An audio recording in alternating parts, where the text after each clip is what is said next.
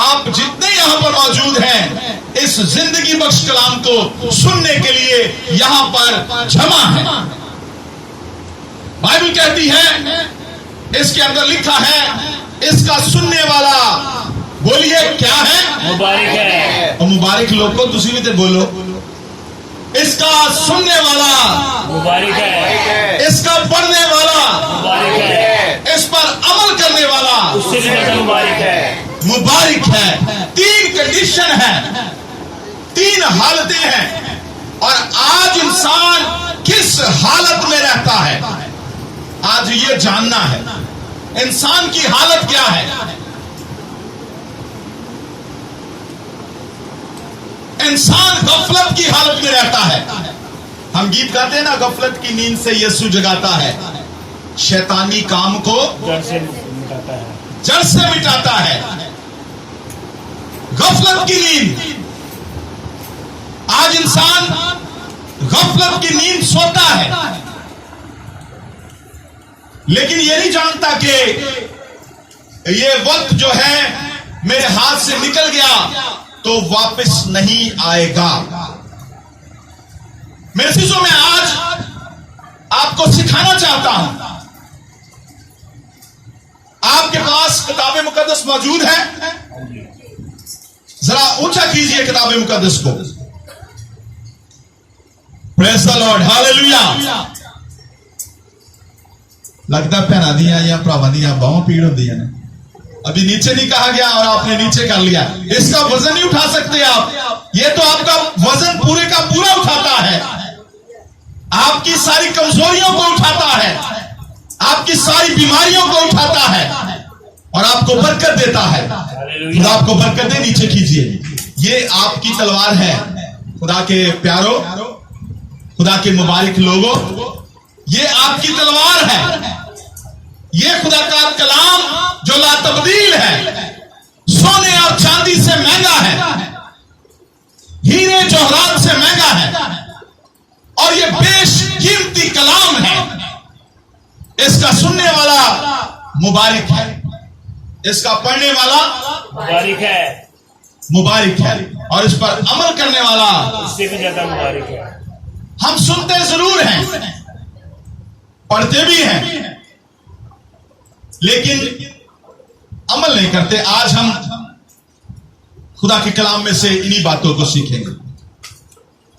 मैं रात की बात है, रात को खुसूसी इबादत थी हमारे बुजुर्ग वालिद साहब की, जिन्हें 1 साल हो गया इस दुनिया से रुखसत हुए।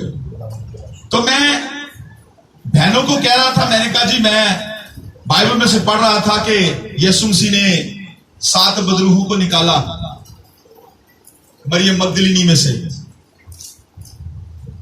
तो मैंने कहा कि यीशु मसीह ने कितनी बदरूहों को निकाला? 7 बदरूहों को। तो बहनें गिला करने लगी, भाइयों च कुछ नहीं हुंदा, भैनां दी वारी आ जाती हर बार है। मैंने कहा कि ये अच्छी बात है कि बहनें ये जानती हैं, लेकिन मैंने इनको एक बात सिखाई कि बहनें ही थी जब सब छोड़ गए थे। पतरस भी छोड़ गया, शागिर्द भी छोड़ गए, नजदीक कोई नहीं था, दूर दूर ही खड़े होकर देख रहे थे, लेकिन बहनें उस सारे नजारा को देख रही थी जो मसलूबियत का था, जो मसीहा मसलूब होने को था, जिसने अपने लहू का एक एक कतरा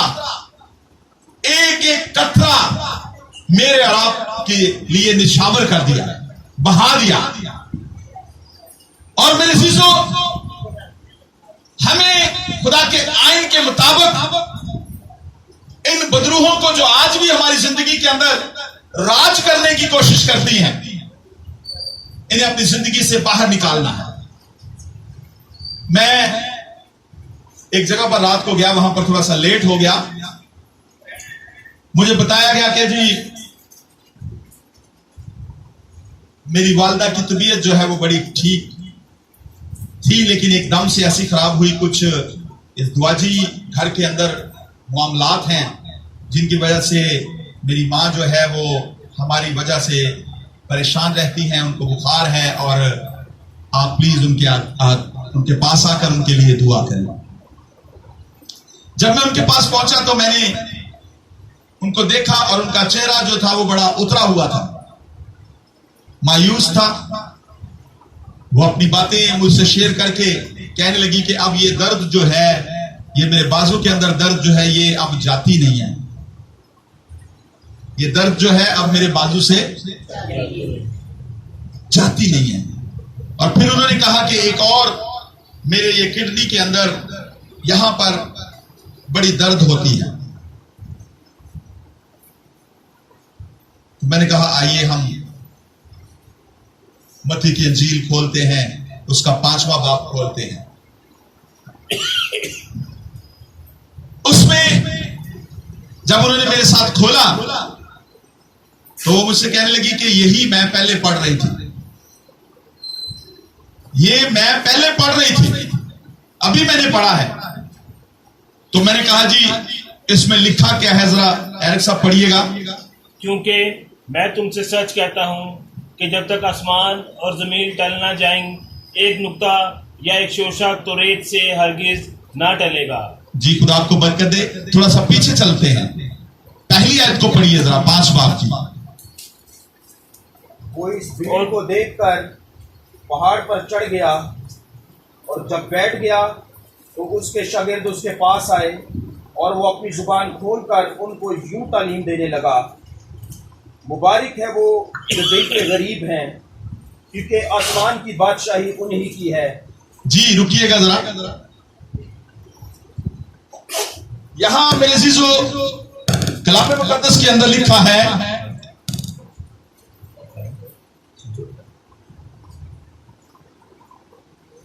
पहली बात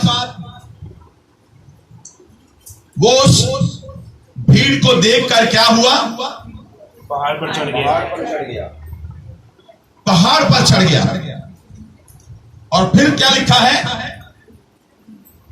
जब बैठ गया तो उसके शागिर्द उसके पास आए और वो अपनी जुबान खोलकर उनको यूं तालीम देने लगा।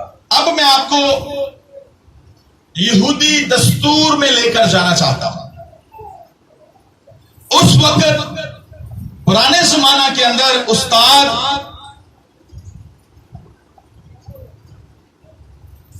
जितने उस्ताद होते थे यहूदियों के दस्तूर के मुताबिक वो बैठकर तालीम देते थे,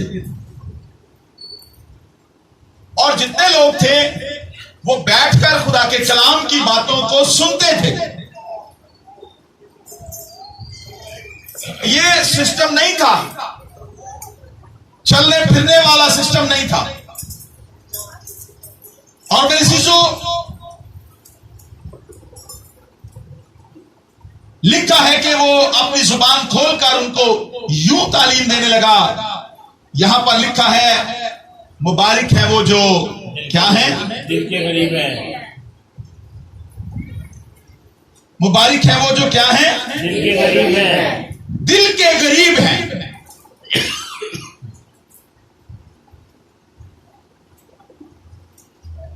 यहां ये मुबारकबादियों के अंदर एक मुबारकबादी जिसमें मैंने उनको, खुदा ने उनको तसल्ली दी, जहां पर ये लिखा था, मुबारक है वो जो गमगीन हैं, क्योंकि वो क्या करेंगे, तसल्ली पाएंगे। तसल्ली पाएंगे।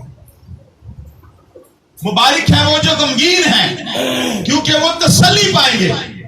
मैं यहां पर बैठा, मैं खुदा के कलाम में से बहुत सी बातों को पढ़ रहा था, सोच रहा था, मेरी मेमोरी जो थी, मेरा दिमाग जो है मुझे बहुत सी बातों में सपोर्ट कर रहा था, मुझे बता रहा था। लेकिन मेरे अजीजों, ये बातें खुदा के कलाम की जो ईमानदारी के साथ मैं आप तक पहुंचाने के लिए यहां पर खड़ा हूं, मैं खुदा का शुक्रिया अदा करता हूं। और आप सबके लिए भी मैं खुदा का शुक्रिया अदा करता हूं कि आप मुबारक लोग, जिन्हें बाइबल मुबारक कहती है, वो खुदा के कलाम को सुनने के लिए यहां पर इकट्ठे हैं। हो सकता है कि हम आज किसी मुश्किल के अंदर होते, किसी बीमारी के अंदर होते, किसी तकलीफ के अंदर होते, लेकिन खुदा का शुक्र है कि खुदा ने ये खूबसूरत लम्हे हम सबको अता फरमाए हैं। आप सब जितने यहां पर आए हैं, आप तैयारी करके आए हैं, क्यों जी? अभी फैसला आपने करना है बाइबल के वसीला से। आप जितने यहां पर आए हैं, क्या आप तैयारी करके आए हैं? मुझे यहां पर दाऊद याद आ गया। मैंने आपको सिखाया था कि दाऊद पूरी तैयारी करके मैदान में उतरा था। क्यों जी? आप तैयारी करके आए हैं? कौन कौन कहता है कि मैं पूरी तैयारी करके आया हूं? पूरी का लफ्ज इसलिए इस्तेमाल किया है कि अभी फिर आपको बाद में उसके डीपली जाना पड़ेगा और आप उसमें जवाब दे होंगे, मैं भी शामिल हूं।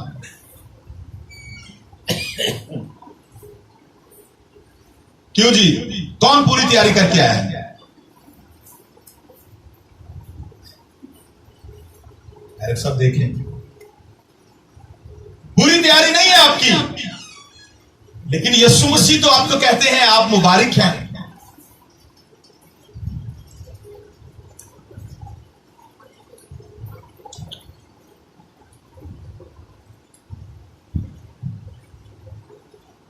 मुबारक खुदा के परस्तार हैं आप, मुबारक कौम है आप, जिसके बारे में दाऊद कहता है मुबारक है वो कौम जिसका खुदा खुदावंद है। आप याकूब के खुदा के लोग हैं, मुबारक हैं। आप किससे मुलाकात के लिए आए हैं? अपने खुदा से। तो आप और मैं ढीले ना रहें, पीछे ना रहें, सुस्त ना रहें, पूरी तैयारी के साथ आया करें। एक छोटा सा सवाल है, मुझे मेरे ज़हन में आ गया, ना जाने खुदा ने मुझे ये सिखाया और मैं आपसे सवाल करता हूं। यूहन्ना जिसके बारे में लिखा है जो औरतों में से पैदा हुए हैं, उनमें से यूहन्ना बपतिस्मा देने वाला उससे बड़ा कोई नहीं। जो औरतों में से पैदा हुए हैं उनमें से यूहन्ना बपतिस्मा देने वाले से बड़ा कोई नहीं।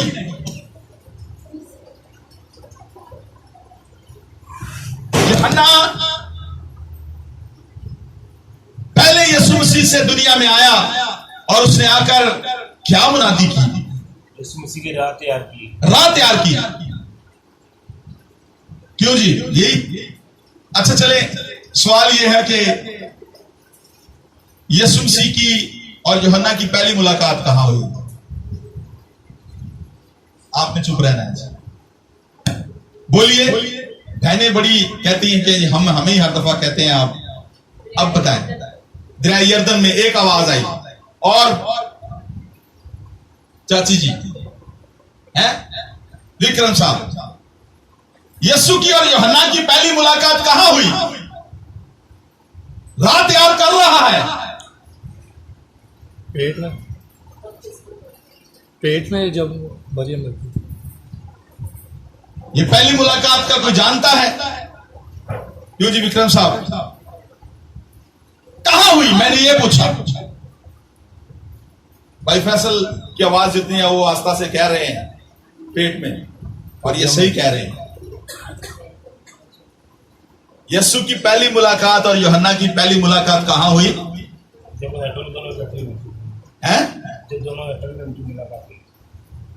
जब हाँ अपनी बहन के घर में जाती है तो उसकी बहन कहती है कि मारे खुशी के बच्चा मेरे पेट में, जो ही मेरे खुदावन की मां की आवाज मेरे कान में आई।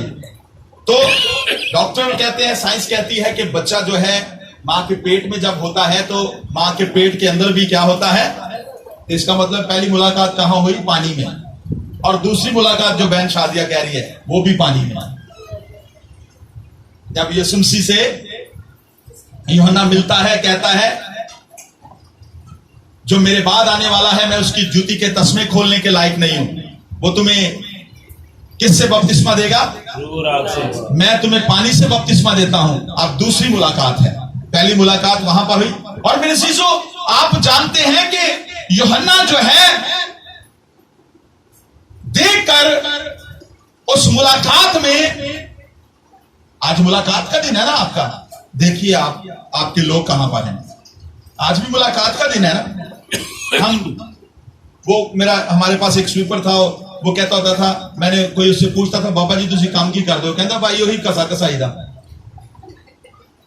कसा कसाई। ये कसा कसाई बाद में नहीं हो सकती। ये चीजें संवारना बाद में नहीं हो सकता। और मैंने कहा कि हम अपनी घड़ी की सुइयों को दुरुस्त कर लें, इसका मतलब हमें अपने आप को दुरुस्त करने की जरूरत है। हम लेट पीछे, लेकिन यह तो खुदा का फजल है कि खुदा आपको बरकत देता है। और यीशु मसीह नासरी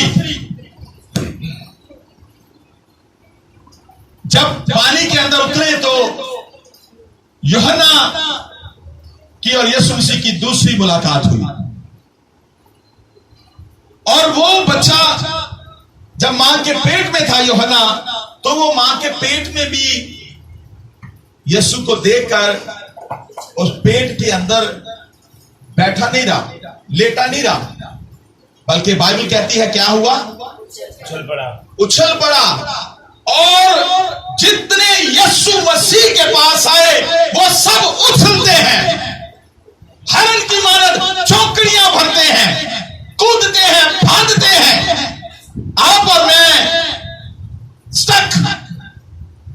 स्टॉप रहते हैं। हम क्या रहते हैं? तो फिर बरकतें भी स्टॉप, शिफा भी स्टॉप, रुक जाती हैं, प्रेयर्स भी स्टॉप, और फिर गोडे भी स्टॉप। फिर और भी बहुत सी चीजें हैं। मेरे शिष्यों, हमें आज गौर करना है, हमें उछलकर उठना है। मैं फॉर एग्जाम्पल आपको दो ऐसे अशखास दिखाऊंगा जो उछलकर खड़े हो गए। कौन कौन से हैं? हाँ, तमाई का बेटा बरतमाई उछलकर कूद पड़ा। और दूसरा कौन है जो उछलकर कूद पड़ा? रात को बता रहा था मैं जी, कौन था जानते हैं आप? नहीं पता? बाइबल में लिखा है कि जी जो उछलकर कूद पड़ा वो शख्स जो जन्म का लंगड़ा था, तो वो भी जो कभी चल नहीं सकता था, वो भी उछलकर कूद पड़ा। मेरे चीजों, यीशु मसीह ने हमारी जिंदगी से सारी कमजोरियां और बीमारियां उठा ली। हालेलुया।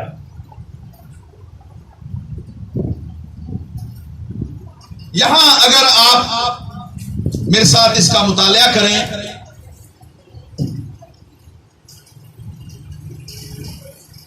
तो आप देखेंगे यहां पर लिखा है, हमने 5 बाब की 18वीं और 19वीं आयत को जी जरा पढ़िए। क्योंकि मैं तुमसे सच कहता हूं कि जब तक आसमान और जमीन टल ना जाए, एक नुक्ता या एक शोशा जो तुरेत से हरगिज ना टलेगा, जब तक सब कुछ पूरा ना हो जाए। बस जो कोई इन छोटे से छोटे हुक्मों में से भी किसी को तोड़ेगा और यही आदमियों को सिखाएगा, वो आसमान की बादशाही में सबसे छोटा कहलाएगा। बस जी, बड़ी काबिले गौर बात है।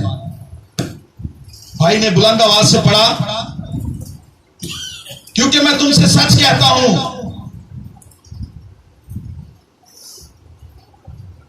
कि जब तक आसमान और जमीन टल ना जाए, एक नुक्ता या एक शोशा तो रेत से हरगिज ना टलेगा। तो रेत के बारे में जानना, आपको इल्म होना चाहिए कि तो रेत किसको कहा जाता है।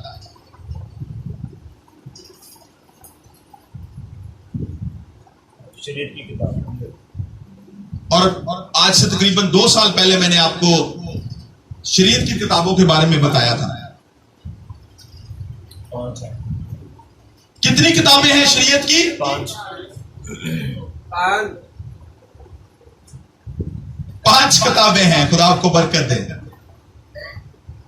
भाई जब मेरे पास आए तो खुदा इन्हें बरकत दे, इन्हें ताकत दे, इन्हें जिंदगी दे। मुझे पता लगा कि भाई की तबीयत थोड़ी सी फिर खराब हुई है। मैं थोड़ी कहूंगा क्योंकि ये खुदा के बेटे हैं, खुदा के साथ साथ चलते हैं, और बाइबल में लिखा है कि उसने आप हमारी कमजोरियां उठाई।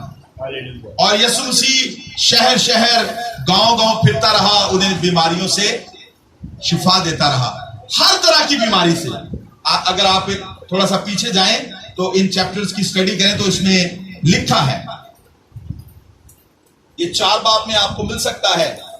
फिर आगे बढ़ेंगे। मैंने भाई को देखकर मुझे ये याद आया, यहां से आप देखें,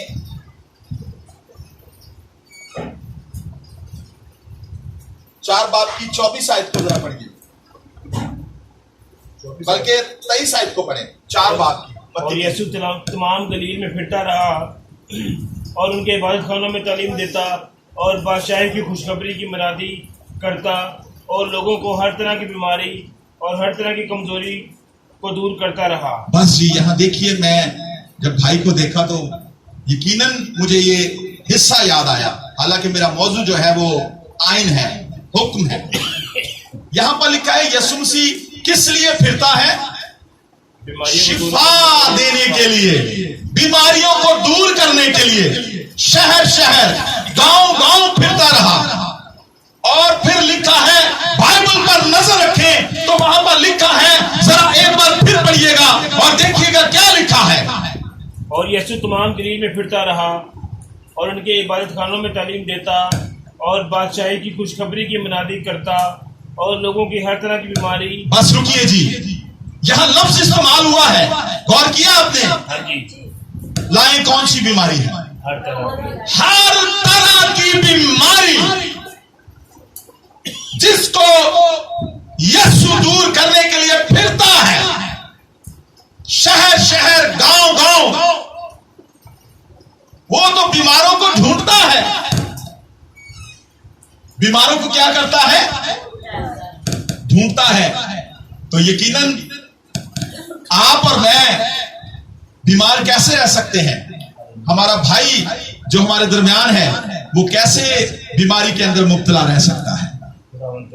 खुदा का शुक्र है कि खुदा अपने पर के नीचे, अपने शेल्टर के अंदर, अपने हाथ के नीचे अपने बेटे को रखता है और आप सबको भी रखना चाहता है। मेरे चीजों, आप थोड़े मुख्तलिफ लोग हैं। मुख्तलिफ क्यों हैं? जानते हैं मुख्तलिफ क्यों हैं? बखरे क्यों हैं?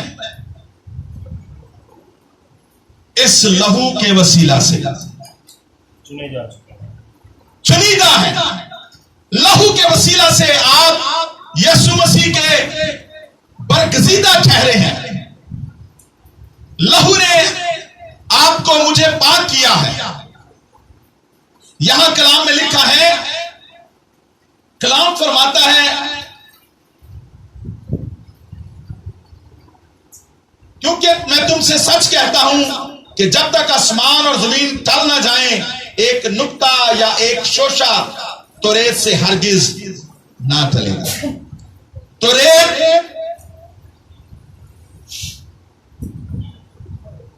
शरीयत की पहली 5 किताबें।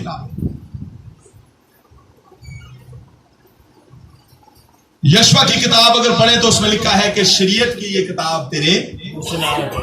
इसका मतलब है कौन कौन सी किताबें हुई? जी जानते हैं कौन कौन सी किताबें हैं?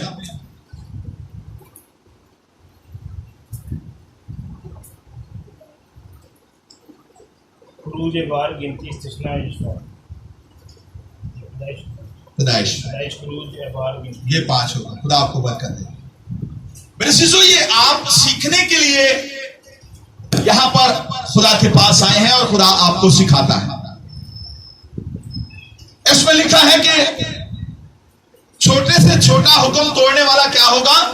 छोटा कहलाएगा आसमान की बादशाही में। हमारा कद छोटा हो जाता है, आसमान की बादशाही में भी हम छोटे हो जाते हैं।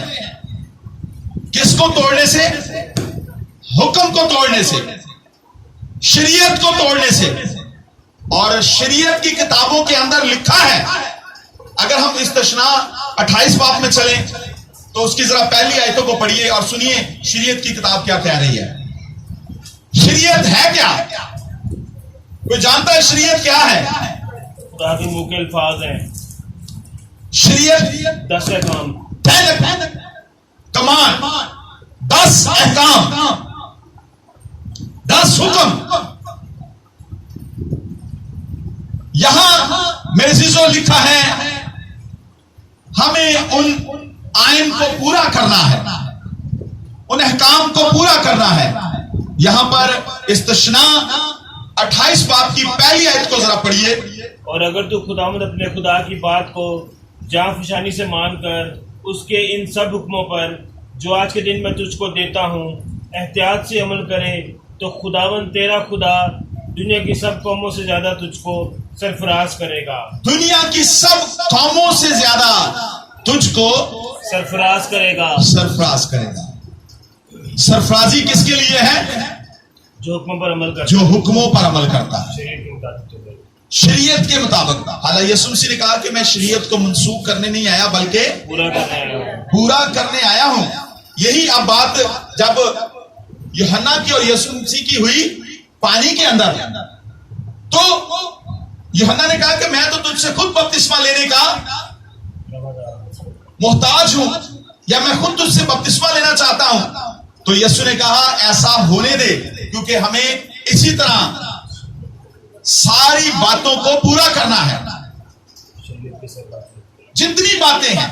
और आज हम देखते हैं, थोड़े वक्त में मैं खत्म करता हूं, क्योंकि मैंने कहा था कि 11 बजे हम कोशिश करेंगे इसको खत्म कर दें। चले 5 मिनट और लेते हैं खुदा के कलाम के लिए। यहां लिखा है, यीशु मसीह ने शरीयत को पूरा किया। क्या हम खुदा के कलाम को, 10 कमांड्स को अपनी जिंदगी के अंदर रखते हैं, उनको पूरा करते हैं? कलाम में लिखा है अगर एक को भी तोड़ते हैं तो आप आसमान की बादशाही में क्या हो जाते हैं? छोटे हो जाते हैं। आज दुनिया में बहुत सी तालीमात दी जा रही हैं। बहुत से लोग मुख्तलिफ हिस्सों के अंदर लोगों को वर्गलाने की कोशिश में सरगर्म हैं, गलत तालीम दे रहे हैं। लेकिन हम किताबे मुकद्दस के अंदर से जानते हैं, पढ़ते हैं, देखते हैं कि हमारा मसीहा इस दुनिया में आकर अपने आप को कुर्बान करके, अपना खून बहाकर, अबदी खलासी कराकर आसमान पर वापस चला गया। हम कोई और कुर्बानी पर नजर नहीं रखते। हमारी कुर्बानी मसीहा ने दे दी है। अगर दुनिया में कोई तालीम आपको नजर आती है तो आप उस पर कान ना धरें, तो उसको मत देखें। मेरे अज़ीज़ों, हमारा यीशु जो इस दुनिया में आकर मसलूब होकर तमाम तकाजों को पूरा करके, शरीयत की बातों को पूरा करके इस दुनिया से वापस गया है, तो मैं और आप इस किताब मुकद्दस की बातों को अपनी जिंदगी के अंदर पूरा क्यों नहीं करते? इसमें लिखा है तू मेरी इबादत कर। क्या हम खुदा की इबादत गुजरानते हैं? क्या हम अपनी जिंदगी के अंदर इन हिस्सों को, इबादत के हिस्सा को या दुआ के हिस्से को कायम रखते हैं? यीशु मसीह की जिंदगी के बारे में देखें। यीशु मसीह हमें सब कुछ बताकर सिखाकर इस दुनिया से वापस गए हैं। कभी यीशु मसीह पहाड़ पर दुआ करते हैं, कभी किसी जगह पर दुआ करते हैं, और फिर जब वापस आते हैं तो शागिर्द क्या होते हैं?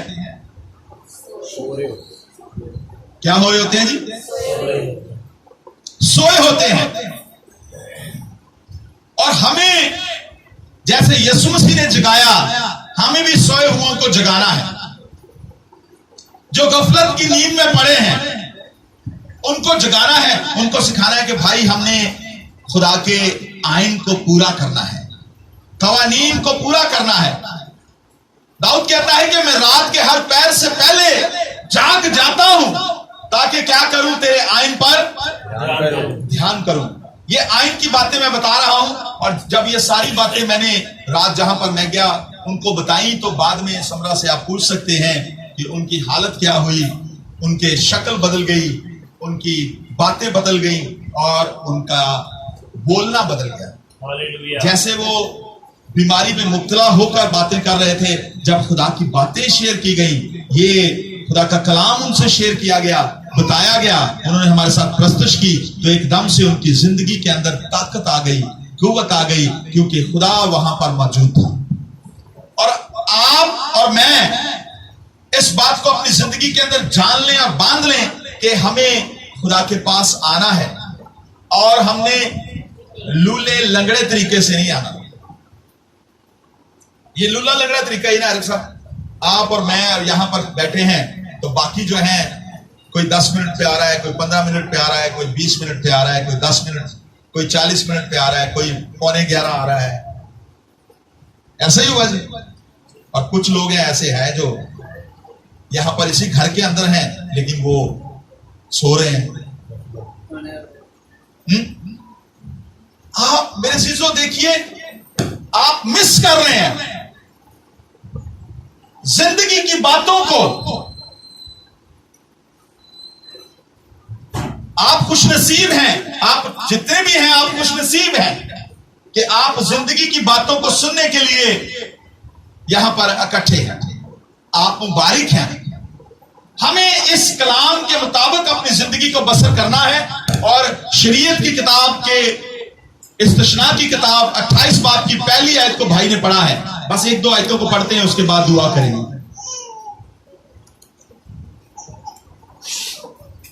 अगर तू खुदावंद अपने खुदावंद की बात को जाफशानी से मानकर उसके इन सब हुक्मों पर जो आज के दिन मैं तुझको देता हूँ एहतियात से अमल करे, तो खुदावंद तेरा खुदा दुनिया की सब कौमों से ज्यादा तुझको सरफराज करेगा। आप क्या होंगे? सरफराज होंगे। दुनिया की सब कौमों से ज्यादा सरफराज होंगे। इसका मतलब है, मैं कल से पिछले दिनों में पूछा, आज फिर पूछता हूं, आप कौन सी कौम है? कौन सी कौम है जी आप? दुनिया की सब कौमों से ज्यादा तुझको सरफराज करूंगा। ये खुदा का हुक्म है, खुदा का आइन, खुदा के वादे हमें बता रहे हैं। करना क्या है? सरफराज कब होंगे जी? जब तू जाफशानी से उसके सब हुक्मों, कितने हुक्म हैं? 10। अब जरा गौर करें, क्या हम 10 के 10 हुक्मों पर अमल करते हैं? क्यों जी? 10 हुक्मों पर अमल करते हैं? किस किस को 10 हुक्म आते हैं जी? आते हैं किसको जी? चले जी। दूसरा हुक्म क्या है? तू अपने लिए कोई तराशी मूर्त ना बनाना। पहला हुक्म क्या है? तू गैर मबूदा को ना मारना। पढ़िए, आगे पढ़िए, सुने जरा, सुने। मेरे हुजूर तू गैर मबूदा को ना मानना, तू अपने लिए कोई तराशी हुई मूर्त ना बनाना। रुकिए, तू मेरे हुजूर गैर मबूदों को ना मानना। और हम अपने अपने लिए माबूद तराश लेते हैं, तराशते हैं क्या नहीं? तराशते हैं क्या नहीं? हाँ जी। कैसे? अपनी ख्वाहिशात, ख्वाहिश के बुत, मेरे को लालच के बुत, मेरे को ए भी होना चाहिए। ये ख्वाहिशों के बुत हैं, लालच के बुत हैं। जैसे मैंने रात को कहा कि मरियम मगदलीनी में से यीशु मसीह ने 7 बदरूहें निकाली, तो बहनें कहती हैं कि जी बहनों को ही आप हिट करते हैं। 7 बदरूहें निकाली, किसमें से? मरियम मगदलीनी में से। तो बदरूहें कौन सी थी? मैंने आपको बताया, गुस्से की बदरू है, लड़ाई की बदरू, बहुत सी ऐसी बदरूहें हैं और जो हमारी जिंदगियों के अंदर रहती हैं। मसीह में सब एक है, ना कोई औरत है ना कोई मर्द है, सब एक है।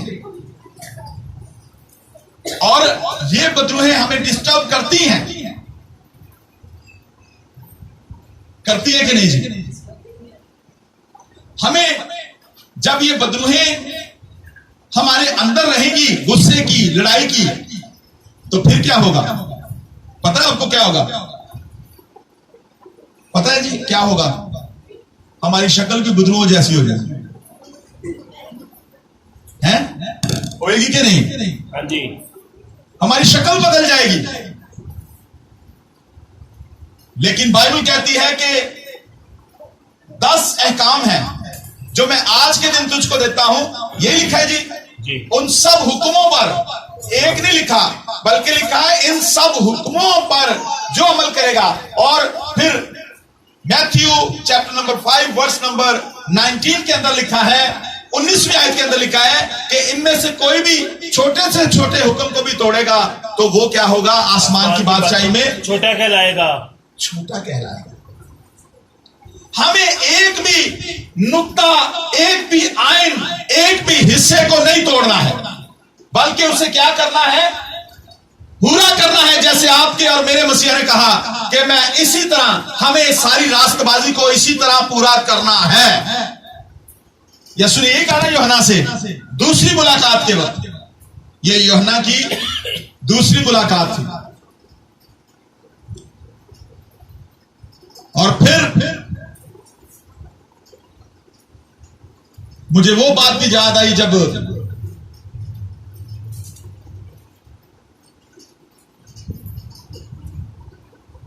यूहन्ना ने अपने शागिर्दों को यीशु मसीह के पास भेजा, तो पूछने के लिए क्या भेजा? हाँ, क्या तू वही है जिसका हम इंतजार कर रहे हैं? आने वाला तू ही है? यूहन्ना इंतजार करता है, हम इंतजार करते हैं। हमें तो हमारी दर्द जल्दी ठीक ना हो तो हम कहते हैं ला जी पता नहीं मैं क्यों नहीं ठीक होता। हमारा कोई काम रुका हुआ, फंसा हुआ नहीं होता तो हम कहते हैं शायद मेरा तो ये काम होगा ही नहीं। मायूसी, हम मायूस हो जाते हैं। लेकिन जानिए कि वो तो इस दुनिया में आकर शरीयत के तकाजों को पूरा करके हमारी अबदी खलासी कराकर इस दुनिया से वापस चला गया है।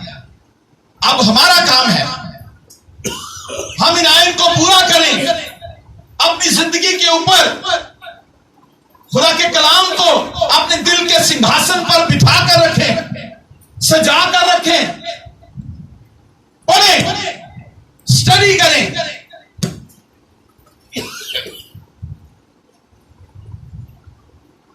आज कौन कौन सुबह को कलाम पढ़कर आया है? जिसने बाइबल को पढ़ा?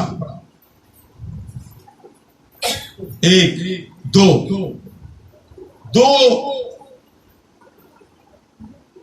खुदा की बेटियां हैं जो कलाम को पढ़कर आई हैं। खुदा इन्हें बरकत दे, दूसरों को भी ये ताकत दे। क्या बात है बेटा? अभी बैठ जाए, जब खुदा का कलाम खत्म होगा फिर उठिए।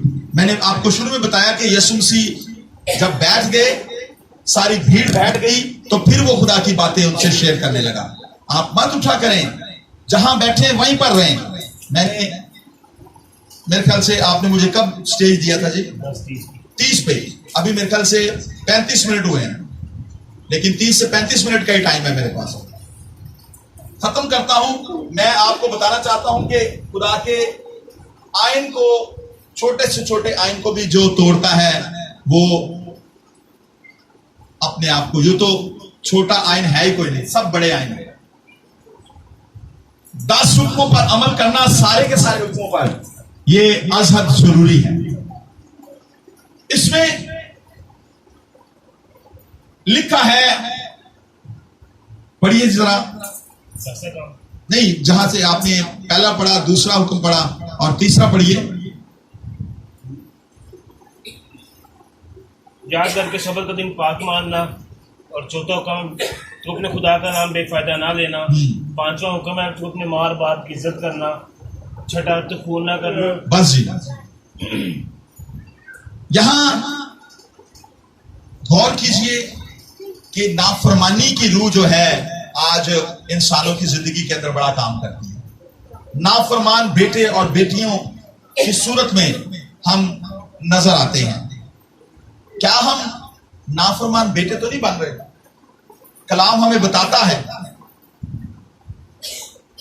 मुसरफ बेटे ने अपने आप को झंझोड़ा था, हलाया था, और कलाम में लिखा है पहले वो गफलत की नींद में था, बेहोश था, उसने होश में आकर कहा, ये लिखा है जी, उसने होश में आकर कहा कि मैं अपने बाप के पास जाऊंगा, बाप के घर वापस जाऊंगा। हमें आइन के तकाजों को पूरा करना है। कलाम पाक के अंदर लिखा है कि तू फर्मा बरदार बेटा बन, तू अपने क्या कर जी, बाप और अपनी माँ की इज्जत करना। लेकिन जरा देखिए दुनिया में कैसे सिस्टम बन गए हैं, हम कलाम को थोड़ा सा बदल देते हैं। हम कहते हैं कि माँ की और बाप की इज्जत कर, जबकि शरीयत में लिखा है कि माँ बाप और माँ बाद में है, पहले कौन है? बाप है। पढ़कर देख ले, तू अपने बाप की और माँ की, तू अपने बाप और अपनी माँ की इज्जत करना। ये शरीयत पढ़ी जा रही है, इसमें लिखा है तू बाप की और माँ की इज्जत कर। लेकिन आजकल इंसान ने बदल दिया है, इंसान अपने तरीके से कलाम को ढालने की कोशिश करता है, लेकिन मुझे और आपको इसमें ढलना है, इसके मुताबिक अपनी जिंदगी को बसर करना है। हमें नाफरमान बेटे नहीं बनना, आइन को नहीं तोड़ना। जो आइन को, छोटे से छोटे आइन को तोड़ेगा उसके लिए भी सजा है, उसमें चाहे कोई खादम है, मैं हूं या आप हैं या कोई भी है, कलाम सबके लिए बराबर है। हमें हुक्मों को पूरा करना है, खुदा के हुक्म को मानना है और इस आइन के मुताबिक अपनी जिंदगी को बसर करना है। सोचिए, देखिए कि आज इस सब्त के दिन खुदा हमें क्या सिखाता है कि हमें उसके आइन के मुताबिक अपनी जिंदगी को बसर करना है। आइए सरों को झुकाते हैं, आंखों को बंद करते हैं और सोचते हैं कि क्या मैं खुदा के आइन को तोड़ तो नहीं रहा, क्या मैं खुदा के किसी भी आइन को तोड़ तो नहीं रही। अगर तोड़ रहे हैं तो आज आपके लिए मौका है कि आज आप खुदा से कह सकते हैं, खुदा तू मुझे कुव्वत दे ताकि मैं तेरे आइन के मुताबिक अपनी जिंदगी को बसर कर सकूं। सर को झुकाइए, आंखों को बंद कीजिए। आप में से कोई भी दुआ करना चाहता है, उसके मौका है, वो दुआ कर सकता है।